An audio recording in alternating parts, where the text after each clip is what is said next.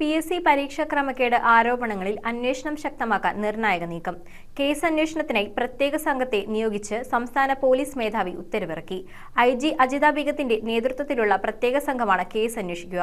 SP Zacharia Mathew, DYSP Ajaynath എന്നിവരടങ്ങുന്നതാണ് പുതിയ അന്വേഷണ സംഘം. PSC പരീക്ഷാ ക്രമക്കേടിൽ അന്വേഷണം ഊർജിതമാക്കുന്നതിനായി പ്രത്യേക അന്വേഷണ സംഘത്തെ രൂപീകരിച്ച് സംസ്ഥാന പോലീസ് മേധാവി ഉത്തരവിറക്കി. IG അജിത ബീഗത്തിന്റെ നേതൃത്വത്തിലുള്ള സംഘമാണ് കേസ് അന്വേഷിക്കുക.